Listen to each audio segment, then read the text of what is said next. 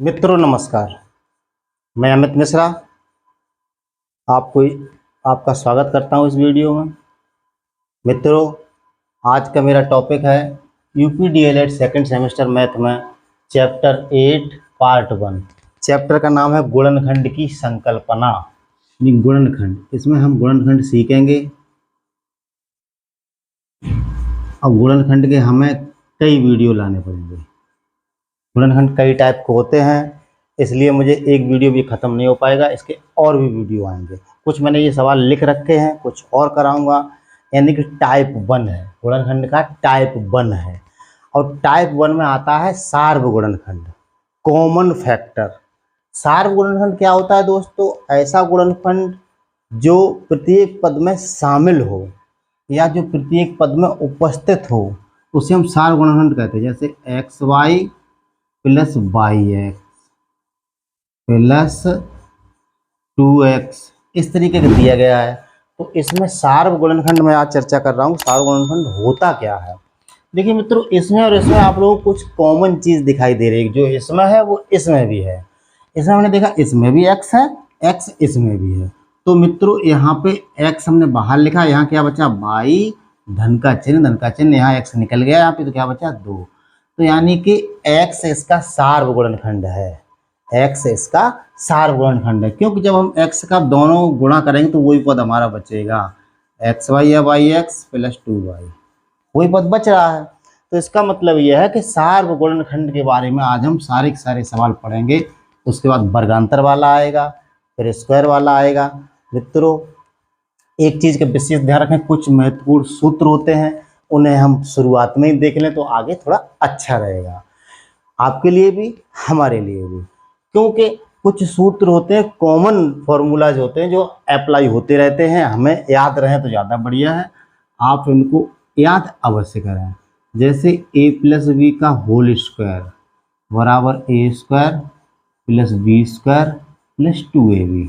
इसका मतलब ये है कि जब दो संख्याएं धन का चिन्ह लगा के किसी कोष्टक पे लगी हो, यानी पहली संख्या धन दूसरी संख्या का स्क्वायर, या स्क्वायर माने वर्ग, तो उसको हम लिखते हैं पहली संख्या का वर्ग धन दूसरी संख्या का वर्ग धन दोनों के गुणा का दूना। ये हो गया। दूसरा मित्रों हमारा सूत्र है a माइनस बी का होल स्क्वायर। तो इसमें देखें यहाँ सिर्फ माइनस आ जाएगा और वो ही संख्या रहेगी, यानी पहली संख्या का स्क्वायर धन दूसरी संख्या का स्क्वायर ऋण 2 गुणित पहली संख्या गुणित दूसरी संख्या, दोनों संख्याओं का गुणनफल का दुगना। अब तीसरा सूत्र हमारा होता है a square minus B square. यानी कि जब दो संख्याएं ऐसी हो जिन पे अलग अलग वर्ग लगा हो, a पर भी वर्ग लगा है और b पर भी वर्ग, इन पे ऐसा नहीं था, दोनों के ऊपर वर्ग लगा था। तो इसको हम क्या करते हैं, एक कोष्टक में जोड़ देते हैं, एक कोष्टक में a प्लस बी और एक कोष्टक में घटा देते हैं a माइनस बी। एक कोष्टक में पहली संख्या धन दूसरी संख्या, एक कोष्टक में पहली संख्या ऋण दूसरी संख्या। ये 3 मेन सूत्र होते हैं, लेकिन होते और भी हैं। जैसे अब आपको यही सूत्र आ जाए a प्लस बी प्लस सी का होल स्क्वायर, यानी कि अब 3 संख्याओं का वर्ग, तो हम क्या करेंगे, पहली संख्या का वर्ग a स्क्वायर धन दूसरी संख्या का वर्ग b स्क्वायर धन तीसरी संख्या का वर्ग। ये हो गया, तीनों का वर्ग कर दिए। अब 2 गुणित पहली संख्या और दूसरी संख्या 2ab धन 2 गुणित दूसरी संख्या और तीसरी संख्या धन 2 गुणित तीसरी संख्या और पहली संख्या। ये आपका 3 संख्याओं वाला होता है। इसी के साथ अब क्यूब वाले भी आएंगे, वो भी बताएंगे। इस चैप्टर में इन्हीं सूत्रों का प्रयोग है, आगे मैं बताता रहूँगा। आप ये सूत्र अवश्य याद करें। गणित में अगर आपको फॉर्मूले याद नहीं है तो समय ज़्यादा लगेगा, सवाल छूट भी जाएगा, सिर्फ एक छोटे से फॉर्मूले के कारण। तो फॉर्मूले को याद करने की तरकीब है, उस तरीके से याद करिए कि जब प्लस का चिन्ह लगा हो तो यहाँ प्लस रहता है, जब माइनस का चिन्ह लगा हो तो यहाँ पे माइनस रहता है। याद करने का तरीका है। और जब a square minus B square पहली संख्या का स्क्वायर माइनस दूसरी संख्या का स्क्वायर, तो उसे एक कोष्टक में जोड़ देते हैं, एक कोष्टक में घटा देते हैं। इससे अक्सर परीक्षा में सवाल आते रहते हैं, आते सभी से हैं, लेकिन इससे कुछ ज़्यादा ही आते हैं। कोई भी कंपटीशन अछूती नहीं है जिसमें वर्गांतर से सूत्र से सवाल न पूछे जाएं। तो मित्रों आइए अब हम कुछ अपनी एक्सरसाइज कहते हैं। एक्सरसाइज हमारी ये पहली एक्सरसाइज है जिसमें सिर्फ कॉमन फैक्टर के बारे में बताया गया है। सार्वगुणनखंड, सार्वत्रिक गुणनखंड, कॉमन फैक्टर, उभयनिष्ठ गुणनखंड। जैसे हमारा पहला सवाल है xy प्लस वाई स्क्वायर और प्लस बाई जेड। देखिए मित्रों, तो हमारा सबसे पहला कार्य यह है कि हम देखें कि सवाल में तीनों पदों में ऐसी कोई संख्या तो नहीं लिखी है जो एक जैसी हो। इसमें एक्स वाई है, इसमें वाई स्क्वायर है, इसमें वाई जेड है। वाई स्क्वायर का मतलब दोस्तों ये होता है कि इसको हम वाई इंटू वाई लिखेंगे, यानी कि वाई इंटू वाई लिखेंगे। तो मुझे ये देखने से ये पता लगा कि यहाँ भी वाई है, यहाँ भी वाई है, यहाँ भी वाई है। तीनों तीनों पद में वाई ऐसा गुणनखंड है जो शामिल है, तीनों में शामिल है। तो उसको हम क्यों ना बाहर निकालें, इसको बाहर निकाला। तो पहली पद पे अब हम देखते हैं, वाई निकल गया तो एक्स बचा। अब वाई स्क्वायर में से जब एक वाई निकलेगा तो एक वाई बचेगा वाई, यहाँ से वाई निकल गया तो जेड। तो ये आपका गुणनखंड हो गया। बहुत इजी है और अक्सर ये एक नंबर में आता है और छूट जाता है। यानी कि तीनों में हमें देख लेना है कि ऐसी कोई संख्या तो नहीं है, ऐसा कोई चर पद तो नहीं है जो कि सब में शामिल हो, चर या अचर जो भी हो, ऐसा तो नहीं कि जो कॉमन हो, जिसे कॉमन हम बोलते हैं गणित की भाषा में। चलिए दूसरा सवाल देखते हैं, धीरे धीरे सबके समझ में आ जाएगा। दूसरा हमारा क्वेश्चन है कि A X plus B Y plus B X plus A Y. देखिए अब चारों में तो कोई चीज ऐसी नहीं जो कि कॉमन हो, एक जैसी हो। यहाँ अलग है, यहाँ अलग है, यहाँ अलग है, यहाँ अलग। लेकिन अब इसमें हम थोड़ा सा इधर उधर करेंगे। ये एक्स वाला पद है, इसके साथ हम इसको लिखेंगे, बराबर का चिन्ह लगाएंगे। तो ए एक्स वाले को हम साथ में लिख देते बी एक्स। अब वाई वाले को वाई वाले के साथ लिख दो, तो V Y plus A Y. अब देखें इन दो पदों से भी कॉमन आ जाएगा, इन दो पदों से भी कॉमन आ जाएगा। तो इन दो पद में क्या हमें कॉमन दिखाई दे रहा है, एक्स है दोनों में, एक्स हमने निकाल ली बाहर। या क्या बचा ए और यहाँ क्या बचा बी। बहुत सही, प्लस का चिन्ह प्लस का चिन्ह लगा। यहाँ दोनों का है वाई कॉमन है, तो यहाँ क्या बचा बी प्लस ए। हम ये जानते हैं कि यहाँ ए प्लस बी लिखा है, यहाँ बी प्लस ए लिखा है। तो ए प्लस बी लिखो चाहे बी प्लस ए लिखो, बात एक ही रहती है। चाहे दो में तीन जोड़ो, चाहे तीन में दो जोड़ो, बात एक ही रहेगी। तो इसी तरीके से ये ए प्लस बी है तो ये भी ए प्लस बी है। तो एक्स ए प्लस बी प्लस वाई ए प्लस बी, उसे हमने सही करके लिख दिया। मित्रों इसके बाद हमें दिखाई दिया कि एक यहाँ से यहाँ तक पद है, एक यहाँ से यहाँ तक पद है। अब इन दोनों में कोई चीज़ कॉमन है हमें दिखाई दे रहा है। यहाँ पे ए प्लस बी, यहाँ पे भी ए प्लस बी, यहाँ पे भी है। तो इसको हमने बाहर निकाल लिया, ए प्लस बी। दूसरे क्वेश्चन में क्या बचा, यहाँ तो एक्स बचा और धन का चिन्ह, यहाँ वाई बचा। ये हमारे हो गए गुणनखंड। बहुत इजी है, एक बार पुनः जाइए देखते हैं। जब चार पद लिखे हैं तो इसका मतलब चारों में कोई चीज़ जब कॉमन नहीं है तो मोटा मोटा हमें समझ जाना चाहिए कि दो दो पद लिख के जुगाड़ हम कुछ ऐसी करेंगे जिससे हमें कॉमन मिल जाए। तो हमने क्या देखा, एक्स वाले के साथ एक्स वाला लिख दिया, वाई वाले के साथ वाई वाला लिख दिया। अब देखा इन दो पदों से एक्स कॉमन मिल रहा है, इन दो पदों से वाई कॉमन मिल रहा है, क्योंकि दोनों पदों में, इन दोनों पदों में एक्स है, इन दोनों पदों में वाई है। हमने बाहर निकाल लिया, यहाँ से एक्स बाहर निकाला तो ये ए बचा और ये बी बचा। यहाँ से वाई बाहर निकाला तो बी बचा और ए बचा। ठीक है, अब हमने देखा कि इतना और इतना दो पद है इसमें, एक और दो, अभी तक चार थे अब दो ही पद रह गए। तो इसका मतलब ये प्लस बी है और ए प्लस बी ये दोनों में शामिल है, यानी कॉमन है। तो उनको हमने बाहर निकाल लिया, ए प्लस बी, बचा क्या एक्स प्लस वाई। ये आपका सवाल हो गया। मित्रों वीडियो में आगे बढ़ने से पहले अगर आप हमारे चैनल पर नए हैं तो हमारे चैनल को अवश्य सब्सक्राइब करें और वीडियो को अंत में लाइक करें। मैं इस तरीके की वीडियो लाता रहता हूँ, डीएलएड से संबंधित मैथ के सारे वीडियो लाता रहता हूँ। आप सिर्फ एक बार मोबाइल पे चेक करिएगा कि DElEd math by Amit sir, सारे वीडियो मेरे निकल के सामने आ जाएंगे। इतना बोलने से या चेक करने से सारे वीडियो आपको प्लेलिस्ट पूरी मिल जाएगी। एक वीडियो देखते रहो, फिर आपको इधर उधर ढूंढने की जरूरत नहीं है, लास्ट में एंड स्क्रीन पर लगा हुआ मिल जाएगा। आपको मेहनत नहीं करनी है, मेहनत मैं कर रहा हूँ, मैं हूं ना मेहनत करने के लिए। अब अगला सवाल देखते हैं, ए स्क्वायर माइनस ए बी और प्लस ए सी माइनस बी सी। चारों में तो ऐसा कोई पद है नहीं जो हमें कॉमन मिल जाए। जब चार पद हों तो हम ऐसा नहीं करेंगे तीन से कॉमन लेना है, तो हमारा विधि विधान नहीं बनेगा। तब हम दो दो से कॉमन लेंगे। तो यहाँ देखो इन दो से हमें क्या मिला कॉमन, यहाँ भी ए है और यहाँ भी है, एक ए बाहर निकाल ली, तो यहाँ कितनी ए बची, एक, माइनस यहाँ बी बचा, यहाँ से क्या कॉमन मिला, सी, तो ए माइनस बी। देखो ए माइनस बी ये है, ए माइनस बी ये, तो ए हमने कॉमन ले लिया, ए माइनस बी बाहर निकाल लिया, यहाँ बचा ए प्लस सी। ये आपका गुणनखंड हो गया।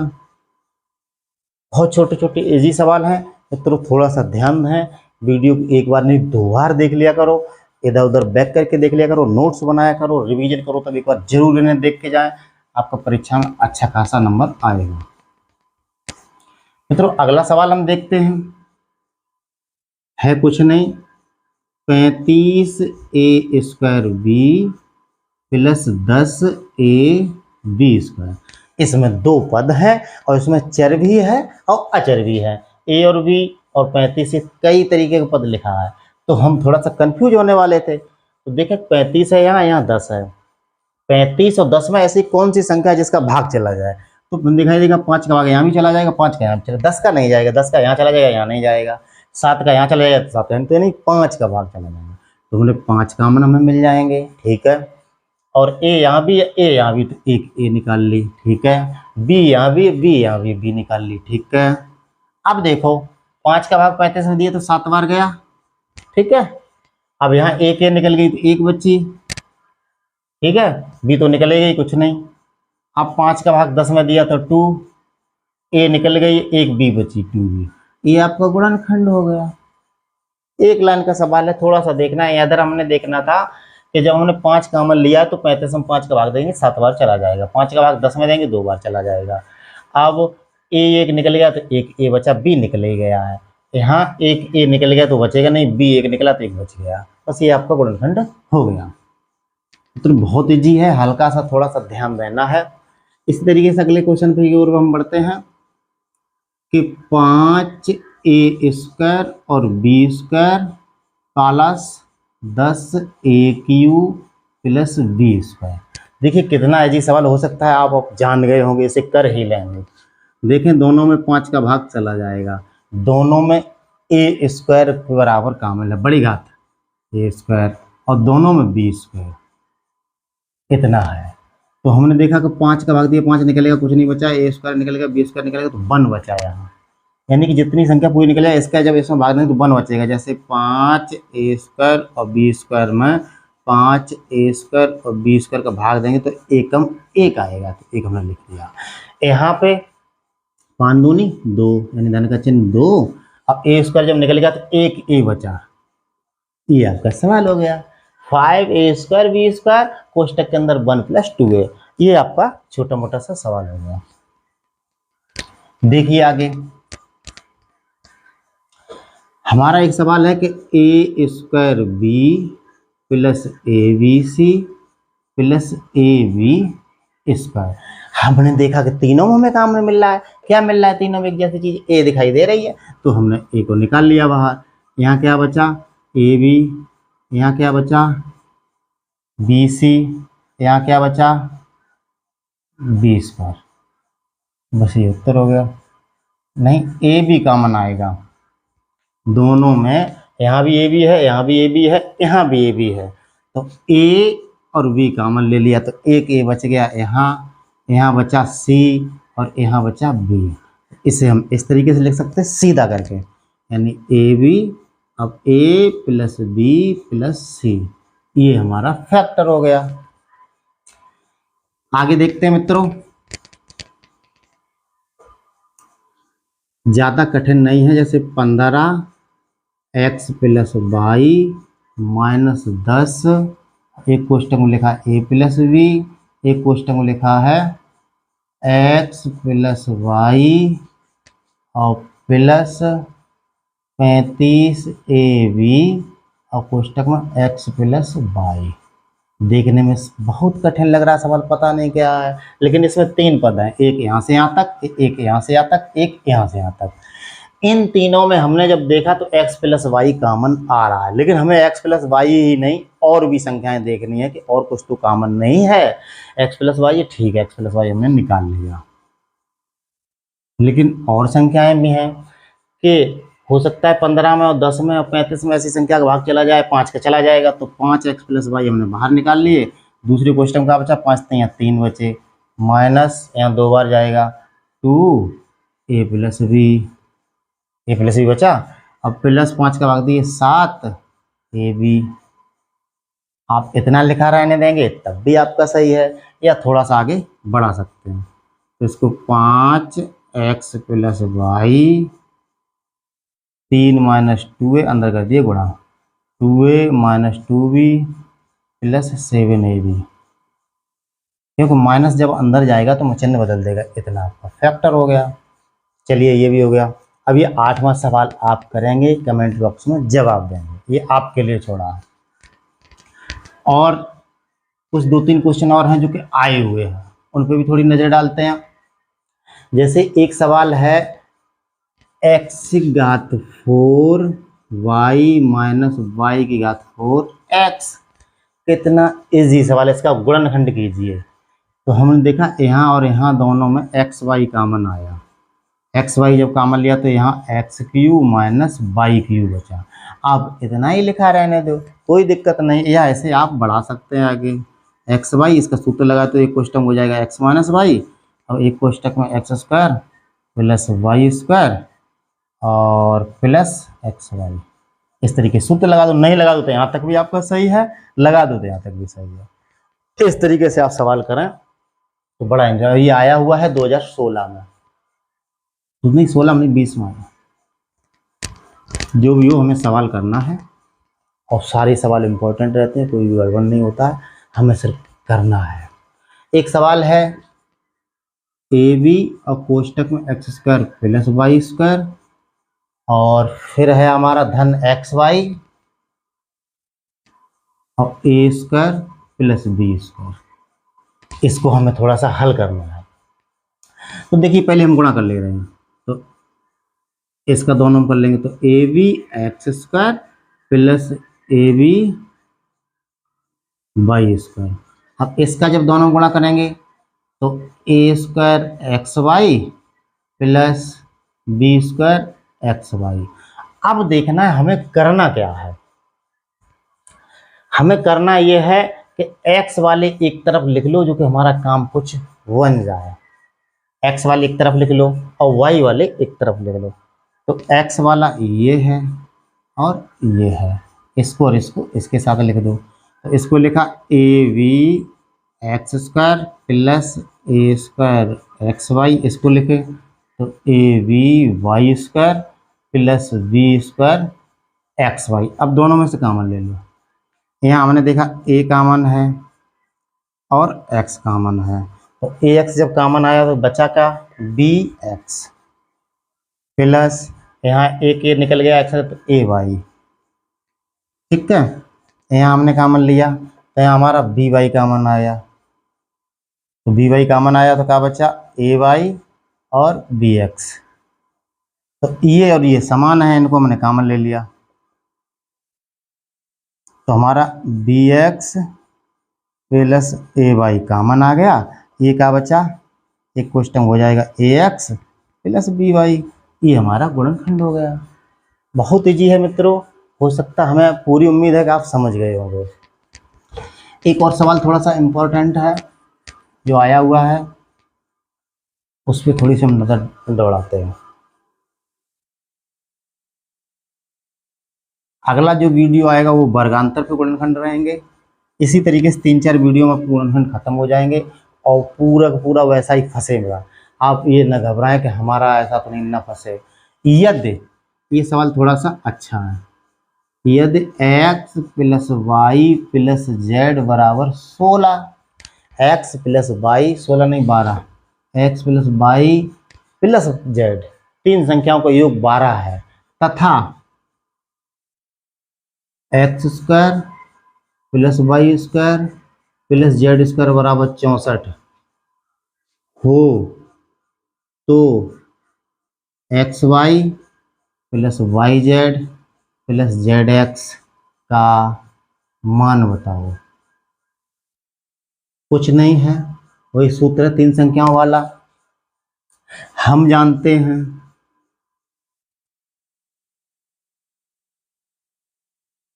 कि X plus Y plus Z का होल स्क्वायर बराबर होता है X square plus Y square plus Z square plus X Y Z Z X, इतना होता है।